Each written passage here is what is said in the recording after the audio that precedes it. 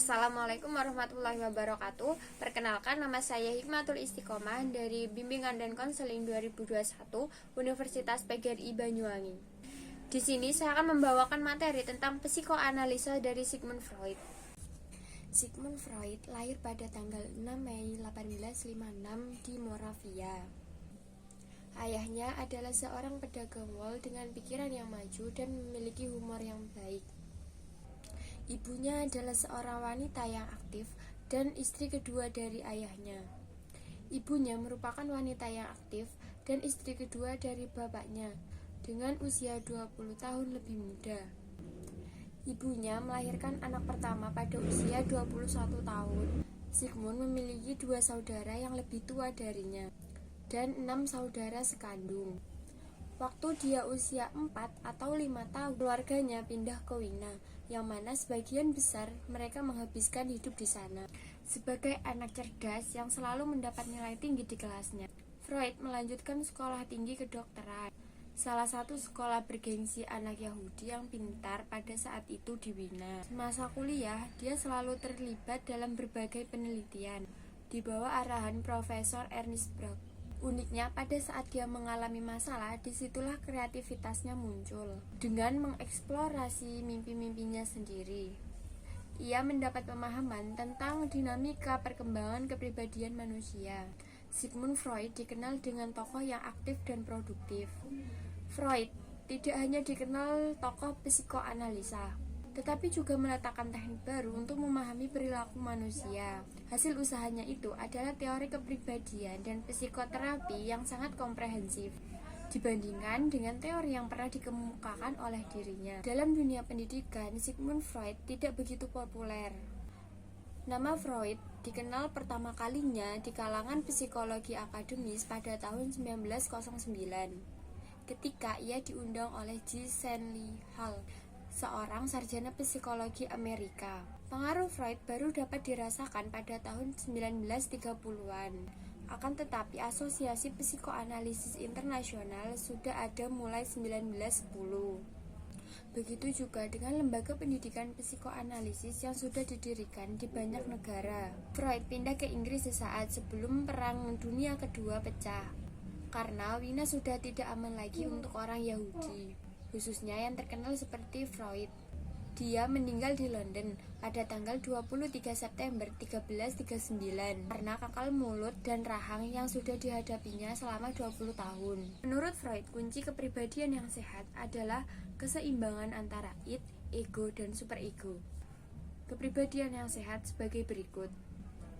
Yang pertama, mampu menilai diri sendiri secara realistis, seperti kekurangan atau kelebihan dalam diri. Yang ketiga, mampu menilai prestasi secara realistis. Yang keempat, dapat menerima tanggung jawab. Yang keempat, dapat menerima tanggung jawab, artinya dapat menyelesaikan sebuah masalah. Yang kelima, kemandirian. Keenam, dapat mengontrol emosi. Ketujuh, berorientasi tujuan. 8, penerimaan sosial. 9, memiliki filsafat hidup, artinya memiliki motivasi pada diri sendiri. 10, berbahagia. Selanjutnya, kepribadian yang tidak sehat, yaitu ketidakseimbangan antara id, ego, dan superego. Ada beberapa kepribadian yang tidak sehat, seperti mudah tersinggung, menunjukkan kekhawatiran atau kecemasan. Ketiga, sering merasa tertekan atau stres. Kelima, tidak mampu menghindari perilaku menyimpang. 6, kebiasaan berbohong. Ketujuh, tidak memiliki rasa tanggung jawab pada dirinya. 8, senang mencemooh orang lain. Adapun tujuan konseling psikoanalisa, yang pertama, tujuan konseling psikoanalisa adalah yang pertama, mengungkapkan pikiran tidak sadar menjadi sadar, menguatkan ego sehingga perilaku menjadi realistis. Ketiga, mengurangi perfeksionis dan kekakuan superego. 4, mendiskusikan, menganalisa, dan menginterpretasi masa anak-anak yang mana itu menjadi sebuah sumber masalah. Peran konselor dalam konseling psikoanalisa. Yang pertama, konselor bersikap anonim, yang artinya menjadi berusaha tidak dikenal. Kedua, sedikit berbicara tentang pribadinya dan jarang menunjukkan reaksi pribadinya. Ketiga, konselor membuat suatu hubungan kerja dengan konseli. Keempat, konselor mendengarkan, kemudian memberikan tafsiran kepada konseli. Kelima, konselor memberikan perhatian, yaitu suatu keadaan di mana konseli melindungi perasaan seperti trauma, kegagalan, dan ketakutan. Keenam, mempercepat proses penyadaran yang tersimpan dalam ketidaksadaran konseli yang terlindungi secara transferensi oleh konseli. Selanjutnya ada hubungan konselor dengan konseli. Hubungan konseli dengan konselor dikonseptual, yang mana hal ini merupakan inti dari pendekatan psikoanalisa.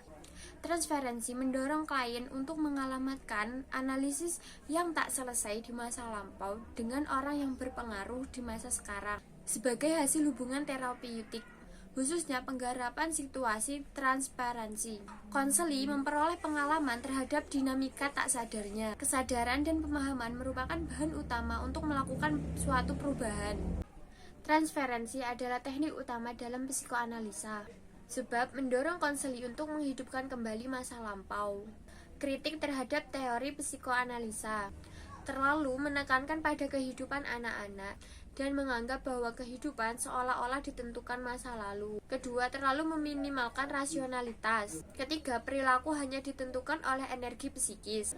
Keempat, penyembuhan ini berbasis pada masa lalu, pada urusan yang tidak selesai.